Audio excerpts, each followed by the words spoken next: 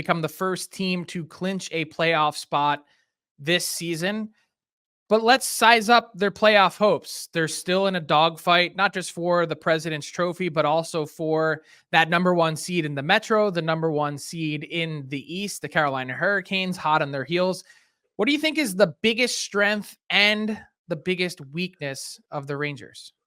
I think the weakness at times is going to be their back end, right? If they can get totally healthy, they're still missing a few key players, right? With Lindgren out, Trouba out. And if they can come back in and set the tone, because for me, I like where their strength right now lies is in their goaltending. With Igor Shesterkin back to form, it was a tough first half, right? At times he just looked a bit off. And for me, I felt this way sometimes when I played as well, Frank, where you get in like a flow state where the games come and you're dialed in. And then all of a sudden when you're fighting it a bit and the season starts wearing on, it's hard to find your game. And I think they did a great job of getting him to the All-Star game, then giving him some time off. Jonathan Quick started the next few games out of the All-Star break.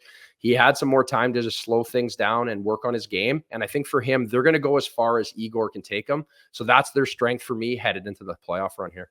Yeah, hard to debate that. Igor Shesterkin, since getting that break and retooling his game with Benoit Allaire, 16 games played, 12-3-1 record with a .931 save percentage and 3 shutouts in those 16 games. So I agree with you in the strength, but I'm going to debate the weakness though, because I look at that Rangers back end, and I know you mentioned that they're banged up and they've got, some health issues and frankly have had some all season long, but when healthy, I put their defense up against anyone.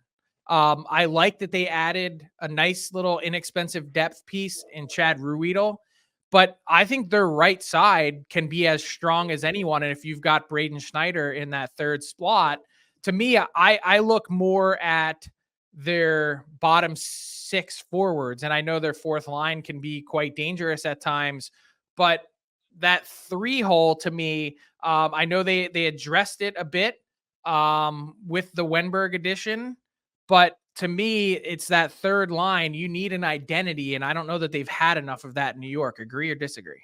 No, I agree with you there. I think there's going to be that step out party, right? I feel like even for me, when I was in 2013, when I played for the Blackhawks, I was number 3 in another lineup. That was a year like Brian Bickle, Victor Stahlberg, Andrew Shaw really stepped forward where they hadn't really established themselves. So I feel like that's where this team is at in that sense, right? Who is going to step up? And because we know every year in the playoffs, you need to have that depth. For me, the back end just worrisome with the injuries and guys staying healthy, right? These guys play hard minutes. And I like their back end. I just don't know where Matt Rempe fits once he's back from injury, coming back from suspension, if he's going to be a playoff player. I know he does a pretty good job away from the puck. So it'll be interesting to see the matchups, who they get in the first round, because, I think a lot of teams would rather face the Capitals than have to face the Tampa Bay Lightning, especially with staring down at Andrei Vasilevsky.